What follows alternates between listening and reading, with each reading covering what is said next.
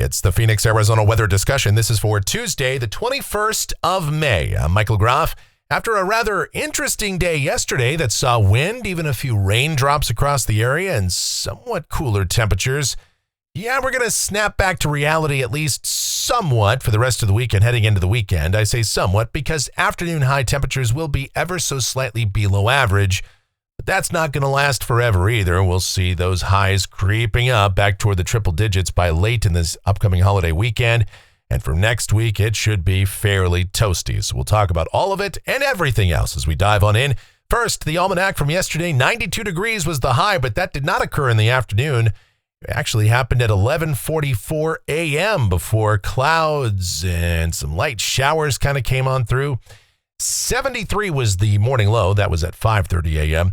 96 and 71 are the averages. 108, that record high from 2008. A trace of rain officially in the bucket at Sky Harbor yesterday, although a few of you probably did pick up 1 or 2/100ths of an inch.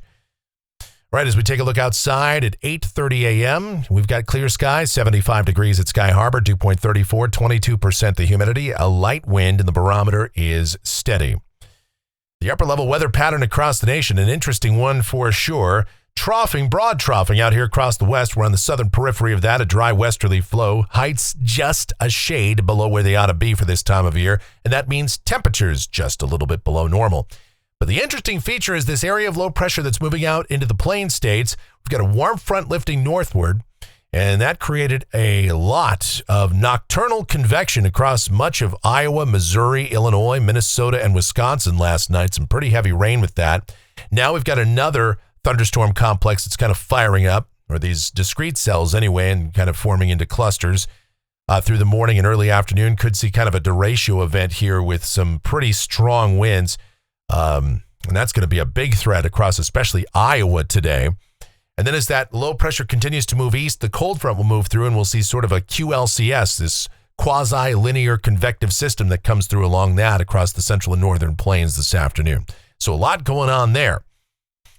The watch warning map, there's a severe thunderstorm watch over a good portion of Iowa. We've got flood watches in many of the adjacent states too, extending up into parts of Minnesota. Yeah, some very heavy rain has fallen with those storms, even if they are kind of fast moving.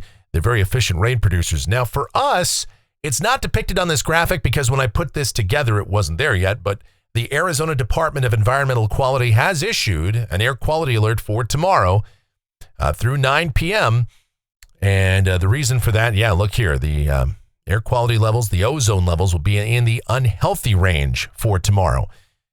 Now, that should start to alleviate a bit later in the week, but at least the good news is that fine particulate matter, the PM 2.5 as well as the PM 10, should remain actually in the good range or the healthy range for the rest of the forecast period. All right, the convective outlook for today, that rare moderate risk, level 4 out of 5 for severe storms.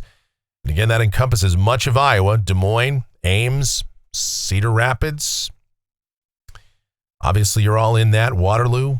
And that extends over into parts of far northwest Illinois, southwest Wisconsin, and right up along the southern border of Minnesota, the southeast border of Minnesota. The enhanced risk to include places like Chicago, Kenosha, Milwaukee, Madison, Wisconsin, St. Louis, and then even that slight risk from Texas all the way up into the western and central Great Lakes states. So severe weather, plenty. And again, in that moderate risk, yes, we could see some, at least a few violent tornadoes possible, but the real big threat is strong, damaging straight-line winds.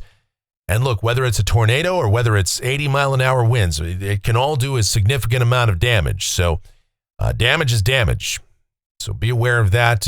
Pay attention to your local NOAA weather radio and stuff. We have people that watch us from outside of Arizona, and that's why sometimes we like to show these graphics and highlight this. And to further that point, let me just show you this real quick.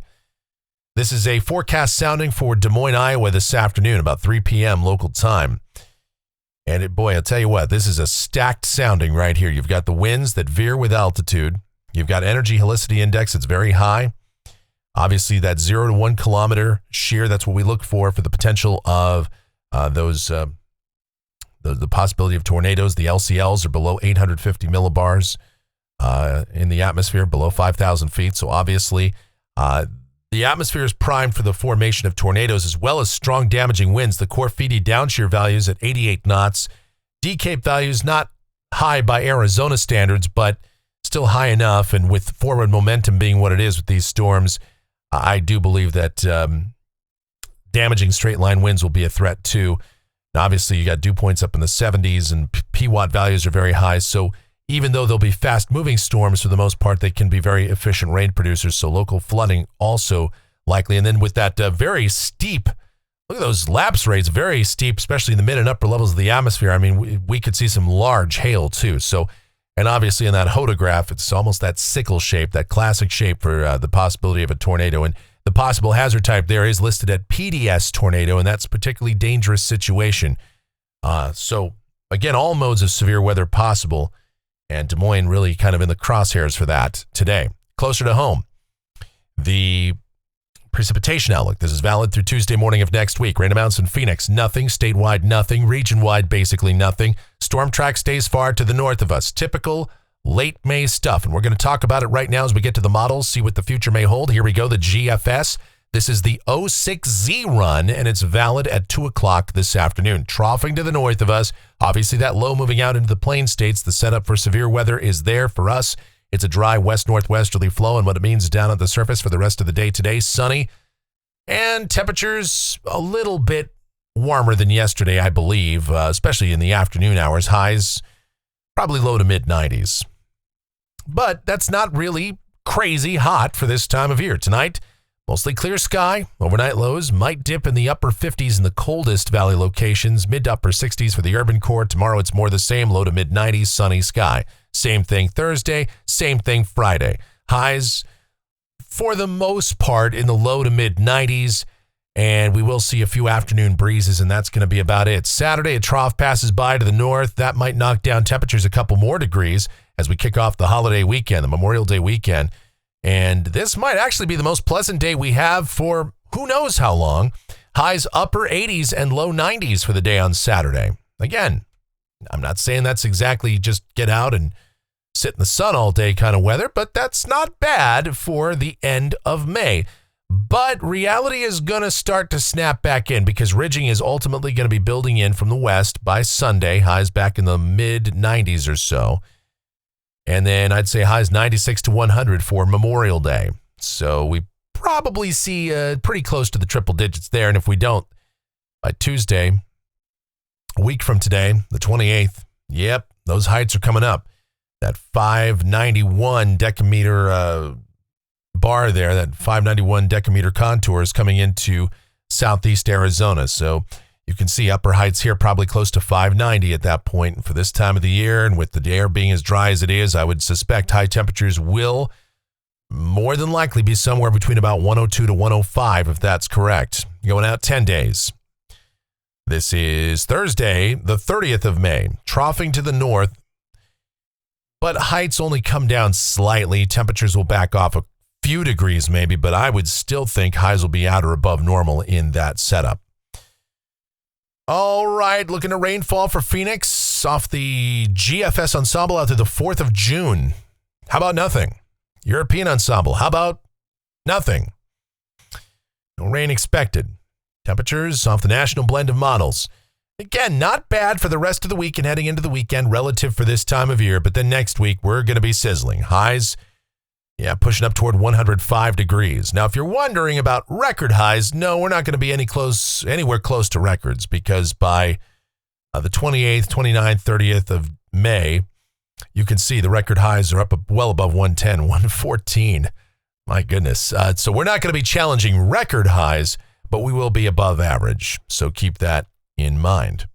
And that's going to do it for the Phoenix, Arizona weather discussion for today. My next video is due back here tomorrow morning.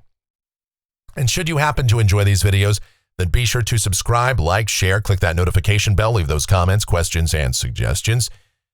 And if you really like what we do here, you want to support us monetarily, click that thanks icon below the video here on YouTube, make those monetary contributions, or you can donate directly to me on PayPal.